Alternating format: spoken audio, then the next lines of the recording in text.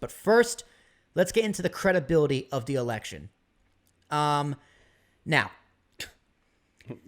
The credibility of the election. I think this election, like the election in 2016, like the election of 2012, like the election of 2008, like the election of 2004, and I'm not going back to 2000, that's up in the air still. All of those elections have been credible. Each and every single one of them, including this one and last one, is credible. It happened. It's accepted. You know, Russia interfered in 2016. They did. They probably interfered in this one too.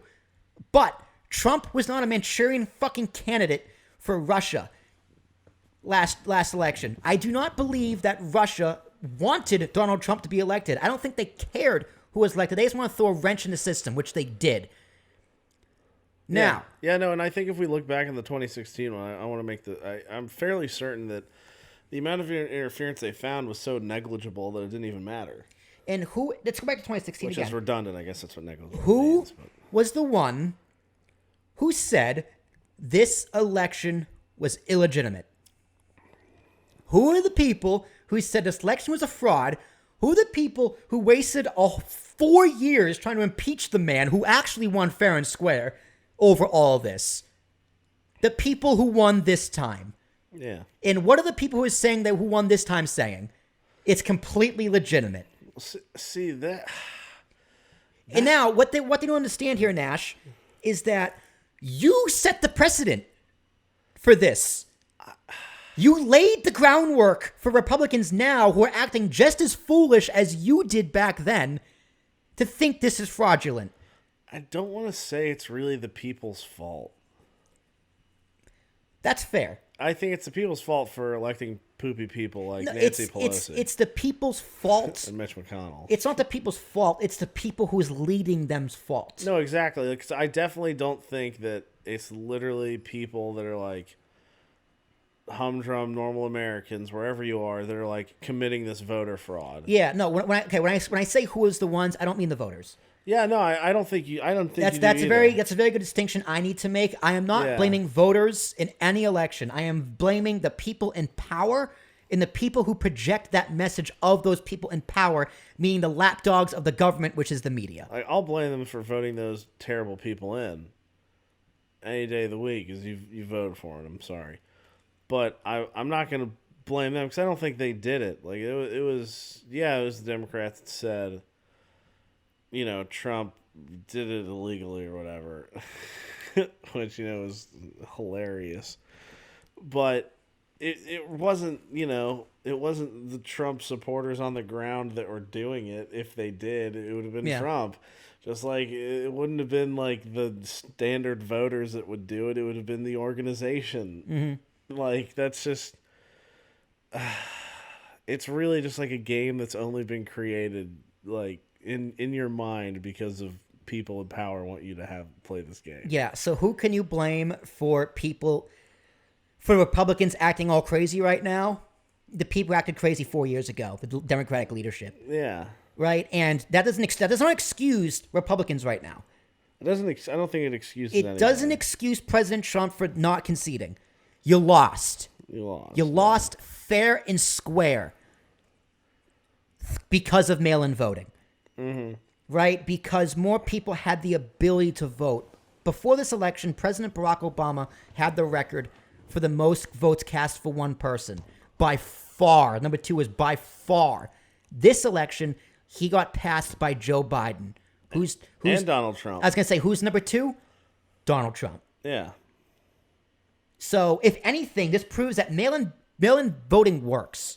It's a better system because more people can vote. This is probably the most fair election we've ever had.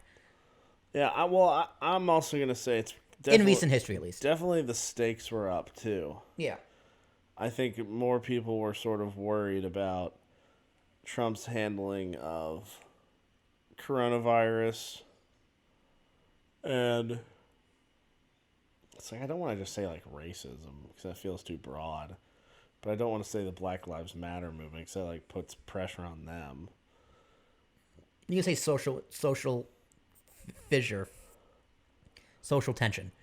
Yeah, I guess it's the social divide that There we you go. have. There you go. He was bad at that. Like I think that had more to do with how many people voted honestly than mail-ins or whatever. I think more people were motivated to go to the polls because of that. Yeah. Yeah. And I didn't vote for either one of them, and I still voted because I felt like I really had to. Oh yeah, it's an American. Oh, you got Yeah. to. And, like, you know, we're going to talk about this again later, too, with the future of both parties. But, like, the more important things on most ballots was those individual state band-aid elections, like the questions they ask you. What do you want to vote for? Like in California, they turned down Uber and Lyft being employees. You know, like legalization of marijuana, drugs. Yeah, which I don't think Californians read their ballots. No, it was worded very poorly. So okay, now it's time to flip it on the Republicans and make fun of them now, because they set themselves up for failure too. Because you were saying the whole time, mail-in voting is going to be a fraud. It's going to be a mess. Don't do it. And then you're shocked when Biden wins by mail-in voting. Well, that's why. Obviously, I know that's why, but they if any was fraud in election vote, mail-in voting is something they tried to cause themselves by slowing down the post office. Something they tried to cause themselves. They're trying to pass these last-minute bills and to not count votes that got thrown out by the courts. Yeah, that's just kind of like a basis of bad leadership. Is like, oh, you know, there's going to be a problem. Let's make the system that'll have to handle it worse. Yeah, let's create the problem we're trying to. Let's create the problem we're trying to say is going to happen. Yeah, let's aggravate the problem even more. Like clearly that was like the most one-sided. It's like hedging his bet. It's like, oh, the post office did such a bad job of handling this. Well, you tried to destroy it. Like, Yeah, what do you mean? it's because you made it worse. Yeah. And, you know, we knew this was going to happen, too. Mm-hmm. Like, we knew that on election night, Trump was going to do exceptionally well, and Biden was going to be lagging behind. But that's because of mail-in voting. Certain states do not let you count mail-in votes until after the in-person votes were counted, even though they were mailed in weeks before. Yeah. Right?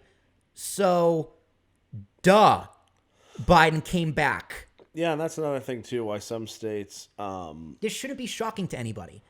It really shouldn't. But, I mean, I can see how it is, because sometimes it's, you know, details get lost. But that is, too, why some states took longer to do it differently. It's because some states count the mail-ins first as they come in, and then they, you know, count the normal polls as they happen. And some states, like Nevada and Pennsylvania, and I think Georgia, they count the mail-in votes after the regular votes have gone in. So that's why it takes longer, because they're waiting after that deadline to begin when other states have already sort of started.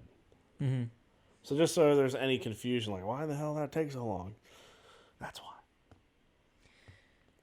So, it doesn't mean mail-in voting's perfect. You know, from the right-wing circles I follow, I really think they're grasping at straws for the voter fraud. You know, like in Michigan, they're trying to say like upwards of 2,000 dead people voted. In Wisconsin, might be another 5,000. Only the last states that were important, though. Those are the only states where bad things happen. Yeah, they're only pointing out the swing states. They're not pointing out the states where Trump clearly won. They're not pointing out the states where Biden clearly won.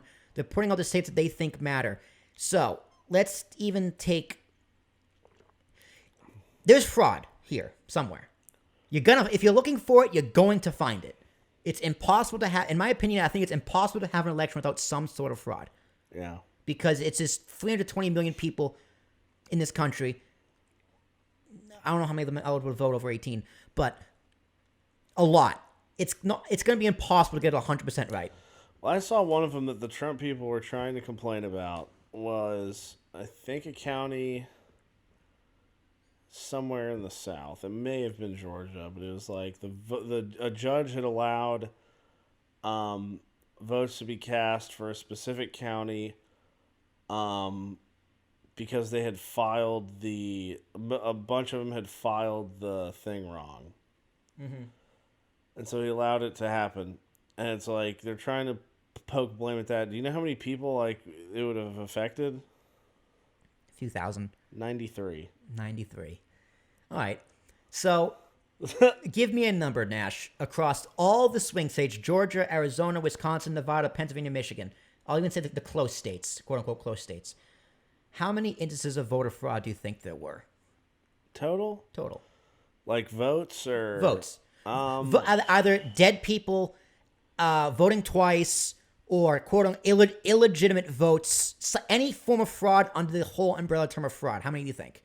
I think maybe 2,000 to 3,000. I'll say max 10. Max 10,000. All right?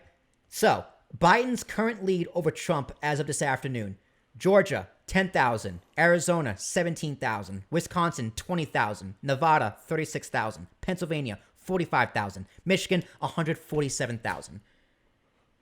You can call fraud all you want. It's not going to add up to 147,000 votes in Michigan. It's not going to get anywhere. Even if you get Michigan, that's one state. You got to get Georgia. You got to get Pennsylvania. You got to get Wisconsin. You got to get Arizona. You got to get Nevada. And the thing is, you can't just sue and say fraud. You have to have evidence of it. Yeah. So, okay. What can Trump or Republicans legally do? Not like nothing. Nothing.